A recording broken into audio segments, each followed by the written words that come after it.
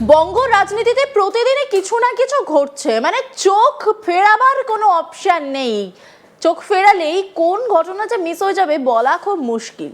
সকাল থেকে যদি টিভির পর্দায় বা খবরের কাগজে নজর রাখা যায় বা সোশ্যাল মিডিয়াতেও যদি এই মুহূর্তে নজর রাখা যায়, তাহলে দেখা যাবে হঠাৎ হঠাৎ করে কে কখন গ্রেপ্তার হয়ে যাচ্ছেন, কোন দুর্নীতিতে গ্রেপ্তার হয়ে যাচ্ছেন, মানে এখন এমন অবস্থা যে লিস্ট আর মনে থাকছে না। তবে যেগুলো বড় মাথা, তারা যে ধরনের অভিযোগ করছেন বা তাদের সঙ্গে যা যা হচ্ছে বা তারা যে মন্তব্যগুলো করছেন, সেইগুলো কিন্তু খবরের একেবারে ফার্স্ট পেজের শিরোনামে রয়ে যাচ্ছে। এই মুহূর্তে দাঁড়িয়ে যে বিষয়টা নিয়ে কথা বলতেই হচ্ছে, তৃণমূলের যে মোটা অঙ্কটা রয়েছে, প্রায় 450 কোটি টাকার যে মোটা অঙ্ক, সেই মোটা অঙ্কটা ফ্রিজ করা হচ্ছে।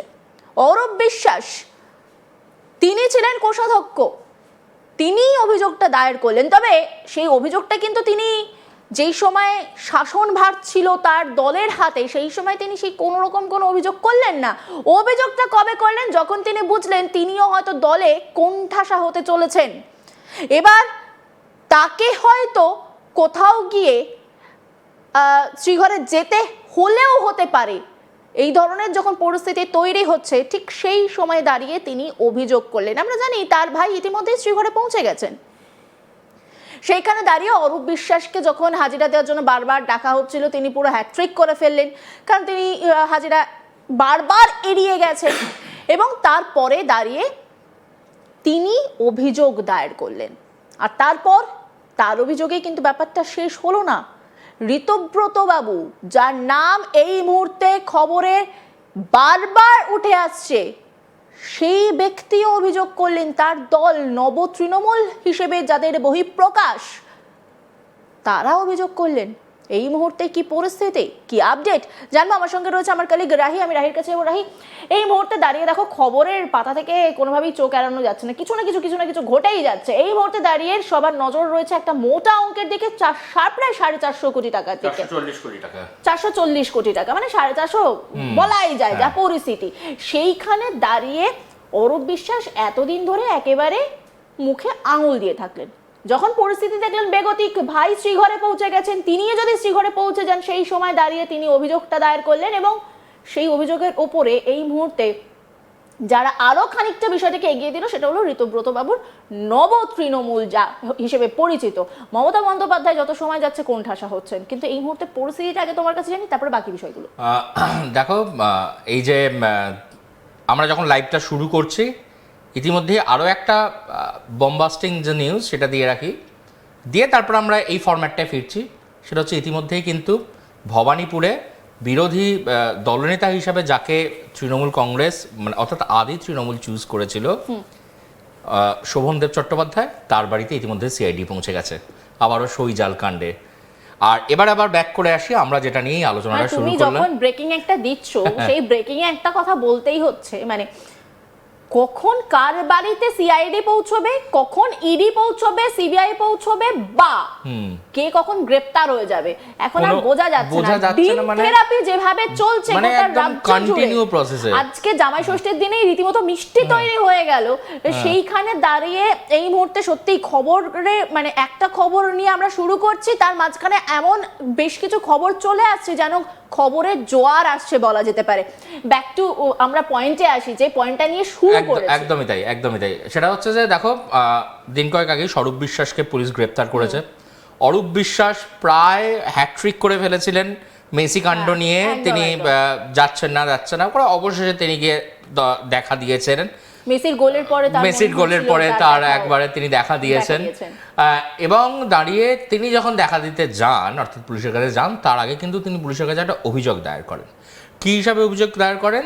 তিনি নিজে ছিলেন হচ্ছে তৃণমূল কংগ্রেসের কোষাধ্যক্ষ হিসাবে, কিন্তু তার একটা দায়িত্ব ছিল সমস্ত অ্যাকাউন্টের কোন জায়গায় কত কি টাকা আছে সেটা কিন্তু তার একেবারে নখদর্পণে জানা। খুব স্বাভাবিক, তিনি কোষাধ্যক্ষ। হ্যাঁ, এবং তিনি দাঁড়িয়েই অভিযোগটা দায়ের করেন যে তৃণমূলের অ্যাকাউন্টে যে সমস্ত টাকাগুলি আছে, সেই টাকাগুলি সেটাকে ফ্রিজ করা হোক, কারণ সেগুলি বিভিন্ন কাটমানি, বিভিন্ন তোলাবাজি, এরকম বিভিন্ন ক্ষেত্রে টাকা, তো সেই টাকা যেন পুলিশ বাজেয়াপ্ত করে।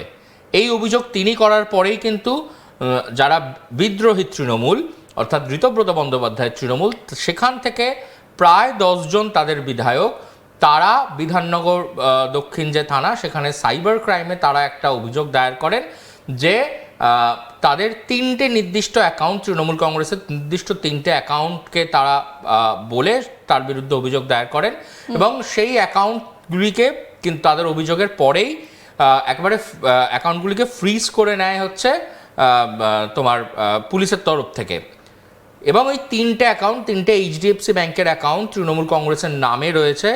সেই 3টে অ্যাকাউন্ট থেকেই প্রায় 440 কোটি টাকা চলে এসেছে, মানে সেখানে আছে সেটা জানতে পারা গেছে। এবং ভুলে গেলে চলবে না, তৃণমূল কংগ্রেস গোটা ভারতবর্ষের মধ্যে দ্বিতীয় সব থেকে রিচেস্ট দল। সেটা কি বিজেপির পর? বিজেপির পর, একদমই বিজেপির পর। যদি কারোর হাতে একটা প্রশ্ন কিন্তু ভীষণভাবে জোরালো, বিজেপি কিন্তু ন্যাশনাল একটা পার্টি, সেখানে আঞ্চলিক পার্টি নয়। তৃণমূল কংগ্রেস তো আঞ্চলিক পার্টি, তার কোষাগার এত কানায় কানায় ভরা কিভাবে? কানায় কানায় ভরা শুধু নয়, একেবারে বলা চলে যে ঘোড়া উপচে পড়ছে এরকম একটা জায়গা।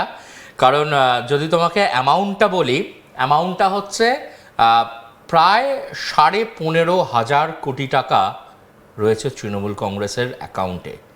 15,500 কোটি টাকা, মানে সত্যি এই বিপুল পরিমাণে টাকা এলো কোথা থেকে, সোর্স কোথায়? এই যে এত এত দুর্নীতির অভিযোগ, 15 বছর পর যখন ক্ষমতার পালা বদল হলো, তারপরে আমরা একের পর এক অভিযোগ দেখতে পাচ্ছি। কাটমানির অভিযোগ, চাকরি চুরির অভিযোগ, পুরসভার চাকরি চুরির অভিযোগ, মানে কোন চুরির অভিযোগ নেই, বরং সেই প্রশ্নটা তুলতে হয়।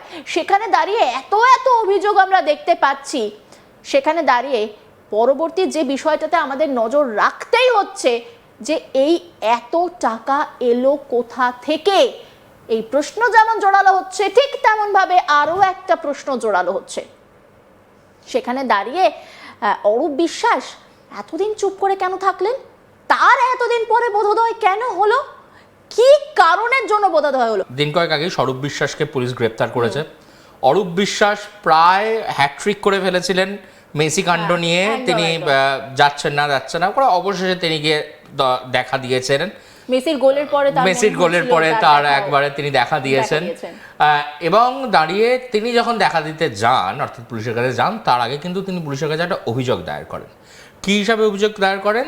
তিনি নিজে ছিলেন হচ্ছে তৃণমূল কংগ্রেসের কোষাধ্যক্ষ হিসাবে, কিন্তু তার একটা দায়িত্ব ছিল সমস্ত অ্যাকাউন্টের কোন জায়গায় কত কি টাকা আছে সেটা কিন্তু তার একেবারে নখদর্পণে জানা। খুব স্বাভাবিক, তিনি কোষাধ্যক্ষ। হ্যাঁ, এবং তিনি দাঁড়িয়েই অভিযোগটা দায়ের করেন যে তৃণমূলের অ্যাকাউন্টে যে সমস্ত টাকাগুলি আছে সেই টাকাগুলি সেটাকে ফ্রিজ করা হোক, কারণ সেগুলি বিভিন্ন কাটমানি, বিভিন্ন তোলাবাজি, এরকম বিভিন্ন ক্ষেত্রে টাকা, তো সেই টাকা যেন পুলিশ বাজেয়াপ্ত করে।